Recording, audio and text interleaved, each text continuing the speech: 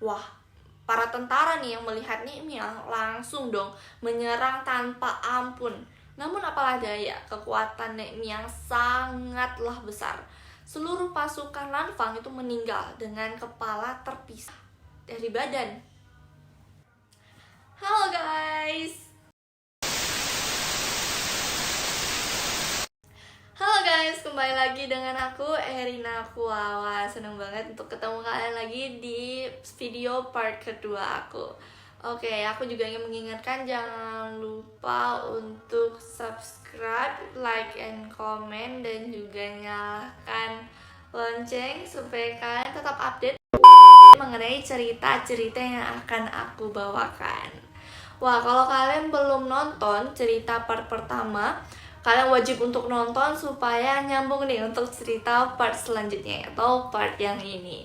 Jadi di sini aku bakal sedikit cerita mengenai part pertama juga, mengenai si Nehemia yang sudah melakukan ritual Mato, jadi yang memiliki kekuatan super untuk mengalahkan pasukan Lanfang. Pasukan Lanfang kemudian melihat bahwa ada Nehemia sedang duduk di pinggir pantai. Nehemia langsung dikepung oleh tentara Lanfang dan mereka kaget bukan main melihat Nehemia ternyata sedang memanggang daging manusia.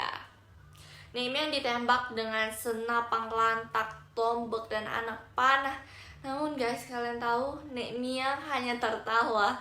Ia masih kebal dengan senjata tajam karena ritual Mato tadi. Nehemia menyerang balik dan menghabisi semua pasukan Lanfang. Keesokan harinya datang lagi nih 200 pasukan Lanfang di desa Singkawang tersebut.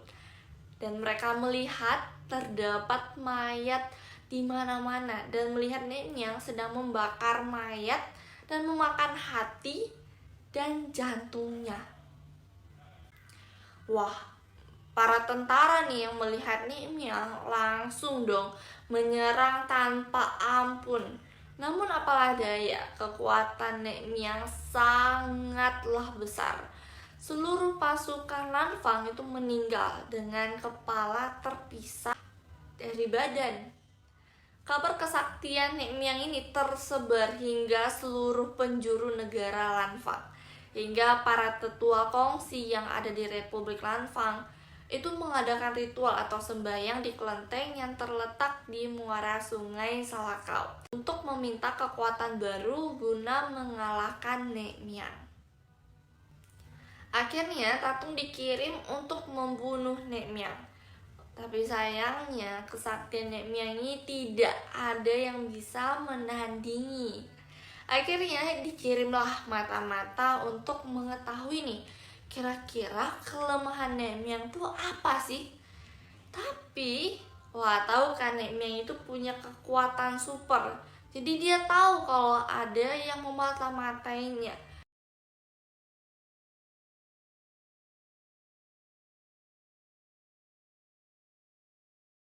Jenderal dari Republik Lanfang marah besar. Ia turun tangan sendiri memimpin 2000 pasukannya untuk membunuh Nehemia. Di sisi lain, sang jenderal khawatir dengan kekuatan atau kesaktian dari Nehemia yang bisa menjadi raja atau penguasa Dayak dan memprovokasi bangsa Dayak yang sudah setia nih kepada Republik Lanfang untuk bergabung bersama Nehemia dan memberontak melawan negara atau. Suatu malam, Nehemia bermimpi. Ia didatangi roh istri dan anak-anaknya. Kalian ingat kalau sebenarnya Nehemia itu yang membunuh keluarganya.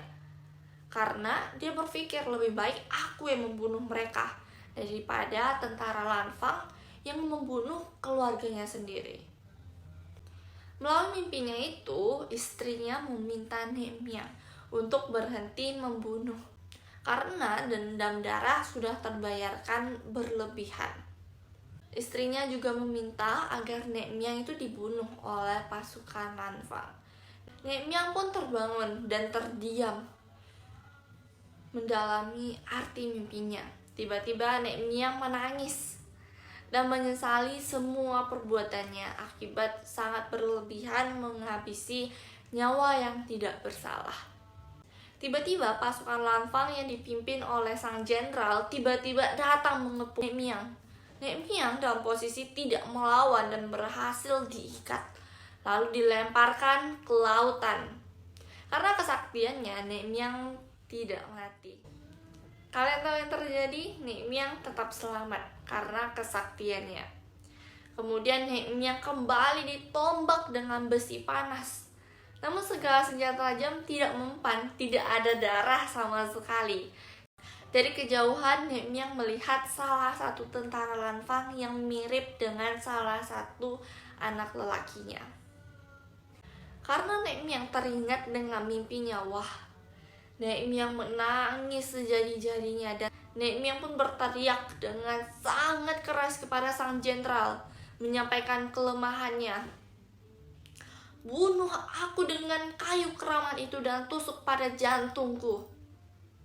Jenderal itu tersenyum dan meminta tentaranya untuk mencari jenis kayu yang dimaksud oleh Nek Miang. Akhirnya kayu pun berhasil didapatkan. Dan kayu itu dibuat menjadi potongan tajam dan ditombakkan menembus dada dan membunuh Nek Miang seketika. Terbunuhnya Nek Miang disambut sukacita oleh seluruh masyarakat Lanfang. Semua tokoh Dayak dari berbagai wilayah adat masing-masing mendapat kabar bahwa Nek Miang sudah meninggal. Tetua Lanfang meminta para tokoh Dayak dan penduduk adatnya untuk menghadiri perayaan tersebut untuk menghormati Nek Miang yang sudah tewas di tangan pihak Lanfang. Oke, kalian harus tahu mayat Nek Miang selama seharian diarak berkeliling kampung oleh tentara Lanfang. Dengan arakan tersebut menegaskan kepada masyarakat Dayak untuk tidak pernah berniat untuk memberontak lagi. Karena Nek Miang yang sakti saja bisa tewas. Untuk mengenang tragedi yang bersifat heroik dan penuh pertumpahan darah, maka setiap tahun selalu diadakan perayaan arakan keliling kampung yang menghadirkan para tatung yang kebal akan senjata tajam dan berpakaian seperti panglima atau jenderal tentara kongsi. Nah, seiring berjalannya waktu, kini perayaan arakan tersebut digabungkan ke dalam perayaan Cap Gome yang juga dihadiri oleh suku Dayak yang juga mereka menjadi tatung.